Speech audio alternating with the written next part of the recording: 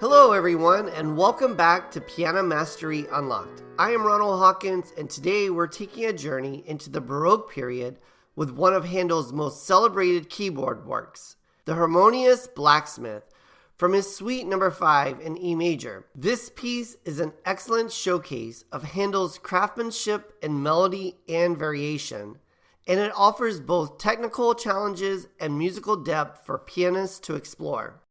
Let's start with a bit of background. The nickname, the Harmonious Blacksmith, wasn't given by Handel, but likely emerged in the 19th century.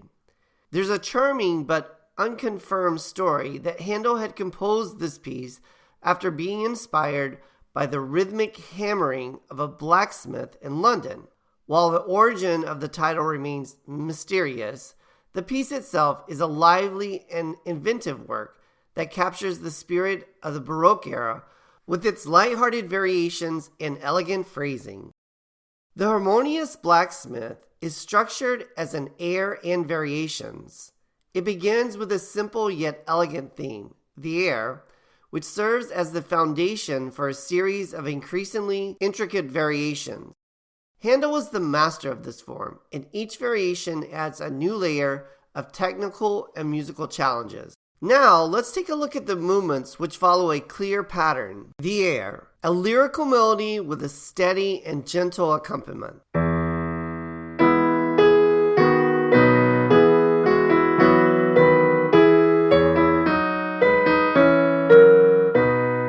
The variations.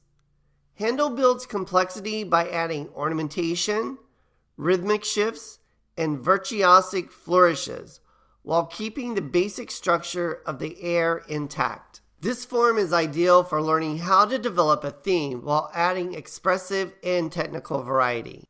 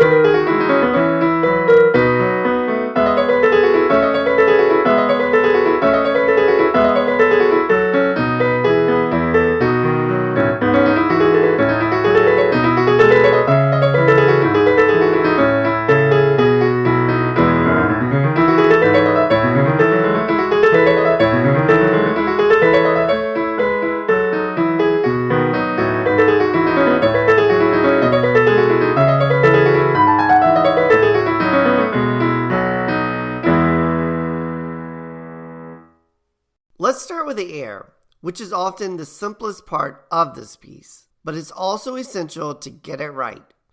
The melody here is graceful and lyrical, almost song-like, with an underlying accompaniment that shouldn't overpower it. Aim for a smooth, flowing tone with each note clearly articulated and connected to the next. Here are a few ideas to master the air. 1. Focus on balance. The right hand carries the melody, so keep the left hand light, providing support without drawing too much attention. Number 2, shaping phrases. Take note of Handel's phrases, letting each one rise and fall naturally. Think of it as a conversation with moments of emphasis followed by moments of repose. Number 3, Baroque ornamentation. Baroque music often includes trills and turns, which add character to the melody. Practice these ornaments separately to keep them clean and in tempo. Now the variations are where things start to get challenging. Each variation adds a new technical layer, whether it's faster passages, added ornamentation, or complex hand coordination. The goal here is to maintain the spirit of the air while letting each variation shine on its own. Let's break down the technical aspects of the variations. Number 1, clarity and precision. Many of these variations require fast, nimble fingerwork, particularly in the right hand. Focus on the evenness to ensure each note is distinct. Number 2, articulation. Try to keep the articulation light with a slightly detached touch. This is especially important in Baroque music, where legato playing wasn't as common. And number 3, tempo control. Don't rush. Don't rush, don't rush, don't rush. It's tempting to speed up as variations progress, but maintaining a steady tempo will keep this piece balanced and allow each variation to breathe. When it comes to Baroque interpretation, it's all about style and nuance.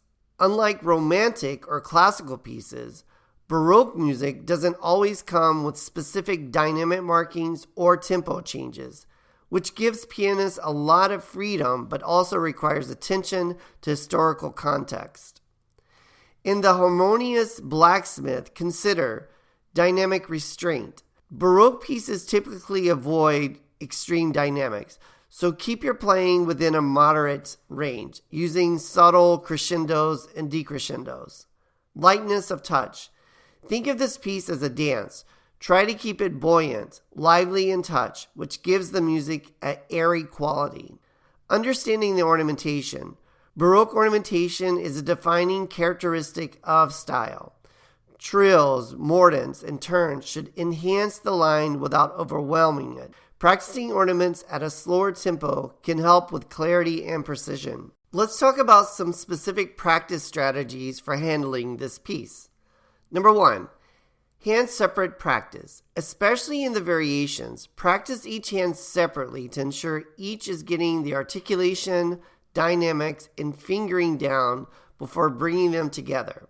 Number 2, slow practice with ornaments.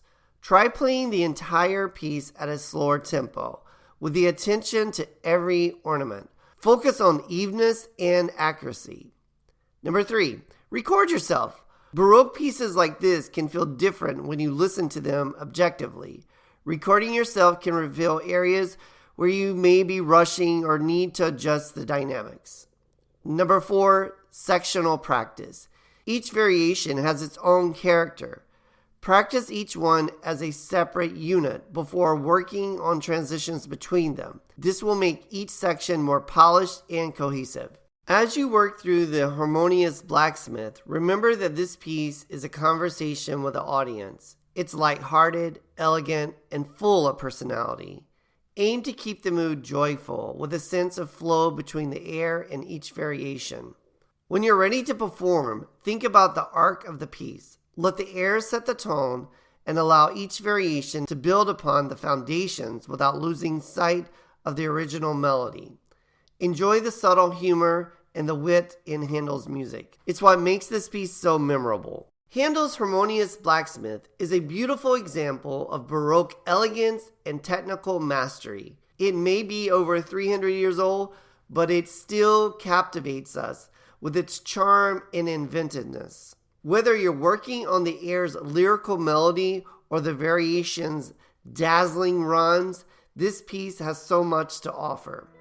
Thank you for joining me on Piano Mastery Unlocked. Be sure to subscribe for more deep dives into the piano repertoire. And if you're tackling this piece, I'd love to hear about your progress. Until next time, keep practicing, stay curious, and enjoy the journey through Baroque music. I'm Ronald Hawkins. Take care.